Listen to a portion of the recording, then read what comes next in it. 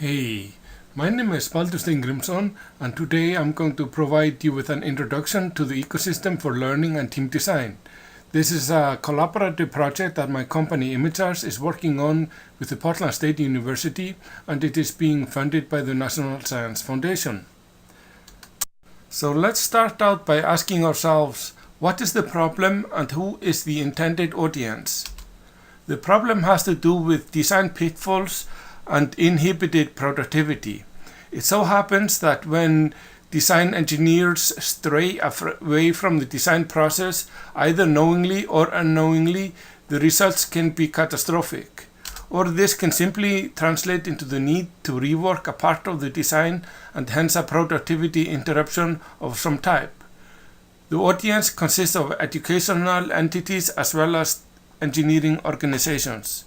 In case of the educational entities, the ecosystem can be used to teach proper design techniques, and in case of the engineering organizations, it can be used to bring amateur designers up to speed on internal design processes, as well as make sure that experienced designers comply with the design process at all times.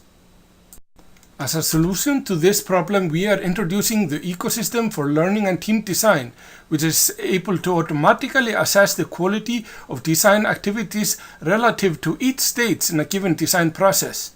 You could ask yourself, how can you automatically assess quality of design activities? Do you have an artificial intelligence mechanism of some type? No, this is all relative to the design process.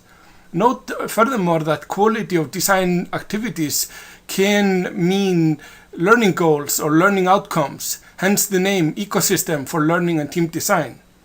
A solution assumes that designers receive a tablet PC or a convertible laptop at the beginning of a design project to do all of their design work on. The result is a stepwise improvement in productivity, meaning higher quality and/or shorter time to market. Let's then ask ourselves, what are the primary assumptions? What does the big picture look like? The big picture looks something like this. The designers with their mobile clients can upload their designs to a centralized cloud server, but can also exchange design-related information with mentors, supervisors, or teammates, which can be located in the same room or can be located off-site, even in another continent and another time zone. The designers also have the ability to interface with product development tools such as computer-aided design tools or finite element analysis tools. Central to the ecosystem is the eDesign process, which is its assessment engine. It takes the standardized eDesign notebooks from the user as well as outputs of the development tools and compares to the design process and provides real-time notifications when the user is not complying with the design process. Keep in mind that we are not presenting the eDesign process as a mission-critical component. The user still has the ability to interface directly with the development tools as before if the user so chooses. Let's then review the benefits. The communication component of the ecosystem, combined with the ability of the eDesign process to automatically assess the quality of design activities relative to a given design process, contributes to individual, team, and organizational productivity. It also contributes to final designs of higher quality and shorter time to market, as well as higher quality teaching and training through greater objectivity in assessment. The mobile clients can be configured to suit different learning styles and hence provide individualized learning.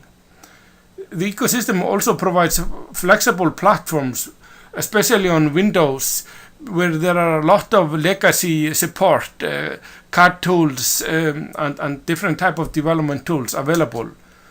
This is a flexible system configuration that supports a user mode as well as a supervisory mode, where supervisors can log in, check the database of alerts, see how the designers are doing relative to the schedule, etc.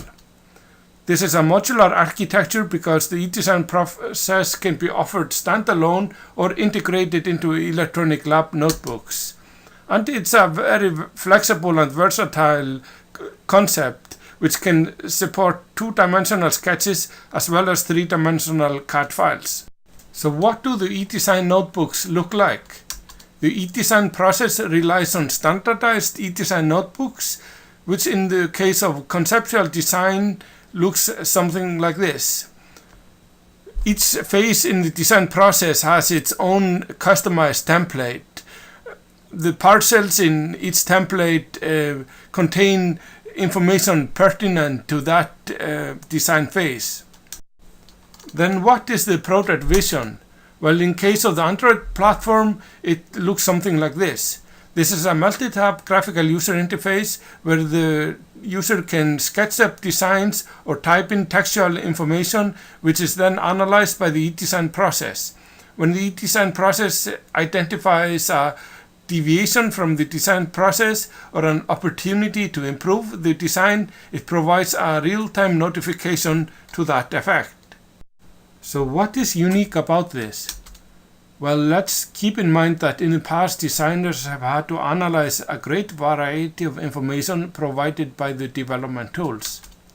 The eDesign process takes the output of the development tools, analyzes, and hence helps the designers make high-quality design decisions in a timely fashion.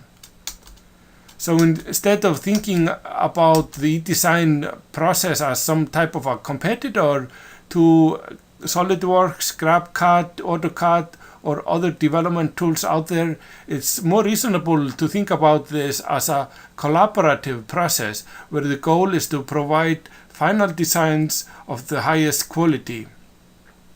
On this note, I want to emphasize that ImageArts would welcome partnering up with the vendors of the development tools. We could consider licensing our IP, licensing our software, or something else. We are open to different types of arrangements. In addition to considering collaboration with the vendors of the development tools, ImageArts is also looking to engage in a dialogue with engineering design companies, large and small. We want to validate our problem formulation and need assessment. So if you have suggestions as to how the ecosystem or the eDesign process can be customized to suit the needs of your organization, we encourage you to contact us at the email address listed below. We thank you for listening.